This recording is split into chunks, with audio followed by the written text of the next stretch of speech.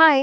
మనం రోజు వాడే ఫోన్లు కంప్యూటర్లు ఉన్నాయి కదా, వాటి లోపల మనకు తెలియకుండానే ఒక మ్యాజిక్ జరుగుతూ ఉంటుంది. అదే డిజిటల్ కౌంటింగ్. సో ఈరోజు మనం ఈ కనిపించని ప్రాసెస్ వెనుకున్న సీక్రెట్ ఏంటో తెలుసుకుందాం. అసలు మన ఫోన్కి గాని కంప్యూటర్కి గాని టైం అంతా కరెక్ట్గా ఒక సెకెను గడిచిపోయిందని ఎలా తెలుస్తుంది? ఎప్పుడైనా ఆలోచించారా? చాలా సింపుల్ ప్రశ్నలా అనిపిస్తుంది కదా, కాని దీని వెనకే ఒక అద్భుతమైన టెక్నాలజీ దాగుంది. అదే మన ఈరోజు టాపిక్. సో ఆ ప్రశ్నకు సమాధానమే డిజిటల్ కౌంటర్. చెప్పాలంటే మన ఈరోజు కథలో హీరో ఇదే. సింపుల్గా చెప్పాలంటే ఇదొక ఎలక్ట్రానిక్ సర్క్యూట్. దీనికి కొన్ని ఎలక్ట్రిక్ పల్సెస్ వస్తాయి కదా, వాటిని టిక్ టిక్ అనుకుంటే ఆ టిక్లను ఇది లెక్కిస్తుందన్నమాట. ప్రతి టిక్కి ఒక నంబర్ పెరుగుతూ ఉంటుంది. సరే, మన హీరో డిజిటల్ కౌంటర్ అన్నాం కదా, మరి ఈ కౌంటింగ్ పనిని అది ఎలా చేస్తుందో కొంచెం డీప్గా చూద్దాం. దానికోసం మనం ఎగ్దమ్ బేసిక్స్ నుంచి స్టార్ట్ చేయాలి. ఇక్కడ కనిపిస్తోంది చూసారా, ఇదే జేకే ఫ్లిప్ ఫ్లాప్. పేరేదో వింతగా ఉందని కంగారు పడకండి, ఇది చాలా సింపుల్. ఒక మెమరీ స్విచ్ లాంటిది.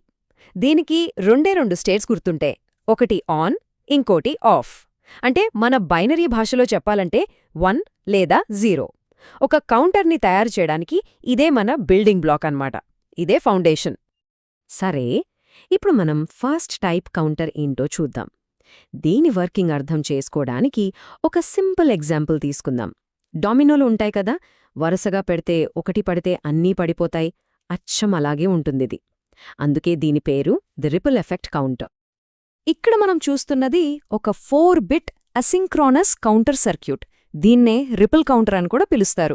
ఇక్కడ ఒక ఇంట్రెస్టింగ్ పాయింట్ ఉంది. అదేంటంటే బయట నుంచి వచ్చే క్లాక్ పల్స్, అంటే ఆ టిక్, ఫస్ట్ ఫ్లిప్ ఫ్లాప్ను మాత్రమే ట్రిగర్ చేస్తుంది. ఆ తర్వాతంతా ఒక చైన్ రియాక్షన్లా ముందుకెళ్తుంది. ఓకే, కౌంటింగ్ ప్రాసెస్ ఇక్కడ్నుంచే స్టార్ట్ అవుతుంది. బయట నుంచి ఒక క్లాక్ పల్స్ రాగానే అదొచ్చి ఫస్ట్ డామినోని నెట్టినట్టు, అంటే మన మొదటి ఫ్లిప్ ఫ్లాప్ను ట్రిగ్గర్ చేస్తుంది. మరి అప్పుడేమవుతుందో చూద్దామా? చూడండి, మొదటి పల్స్ వచ్చింది. రాగానే ఫస్ట్ ఫ్లిప్ ఫ్లాప్ తన స్టేట్ని 0 నుంచి 1కి మార్చేసుకుంది. అందుకే మన 4-బిట్ అవుట్పుట్ ఇప్పుడు ఏమైంది? 0001. అంటే మొదటి డోమినో పడిపోయింది. మిగతావన్నీ ఇంకా అలాగే నిలబడి ఉన్నాయి. ఇప్పుడు చూడండి, అస్సలు మ్యాజిక్ ఇక్కడే మొదలవుతుంది. రెండో పల్సు వచ్చింది. ఇప్పుడు మొదటి ఫ్లిప్ ఫ్లాప్ మళ్ళీ 1 నుంచి 0కు పడిపోతుంది. అయితే అదలా పడిపోవడమే పక్కనున్న రెండో ఫ్లిప్ ఫ్లాప్కి ఒక సిగ్నల్ లాంటిది. దాన్ని ట్రిగర్ చేసి 0 నుంచి 1కి మారుస్తుంది. సో అవుట్పుట్ ఏంటి? 0010. ఈ ఎఫెక్ట్నే, అంటే ఒక అలలాగా ముందుకెళ్లే ఈ ఎఫెక్ట్నే రిపుల్ అని అంటారు. ఓకే, మూడో పల్స్. ఇప్పుడు మొదటి ఫ్లిప్ ఫ్లాప్ మళ్ళీ 0 నుంచి 1కి మారింది. కానీ ఈసారి రెండో ఫ్లిప్ ఫ్లాప్కి ఎలాంటి ట్రిగ్గర్ వెళ్లదు, కాబట్టి అది 1గానే ఉండిపోతుంది. So final result 0011. నాకు తెలిసి ఈ పాటికి ఈ ప్యాటర్న్ ఎలా పనిచేస్తుందో ఒక ఐడియా వచ్చేసుంటుంది. సో ఈ కొటేషన్ మొత్తం సారాంశాన్ని ఒక్క ముక్కలో చెప్పేస్తుంది. మొదటి ఫ్లిప్ ఫ్లాప్కి మాత్రమే బయటనుంచి క్లాక్ పల్స్ వస్తుంది. మిగతా అవన్నీ వాటి ముందున్న ఫ్లిప్ ఫ్లాప్స్ నుంచి ట్రిగర్ అవుతాయి. అచ్చం మన డామినో ఎఫెక్ట్ లాగా.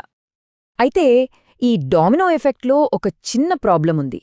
డామినోలు ఒకదాని తర్వాత ఒకటి పడటానికి కొంచెం టైం పడుతుంది కదా. సరిగ్గా అలాగే ఇక్కడ కూడా ప్రతి స్టేజ్లో ఒక చిన్నపాటి డిలే, అంటే ఆలస్యం జరుగుతోంది. ఈ చిన్న ఆలస్యమే కొన్నిసార్లు పెద్ద సమస్యగా మారుతుంది. ఈ ఆలస్యాన్ని టెక్నికల్గా ప్రొపగేషన్ డిలే అంటారు.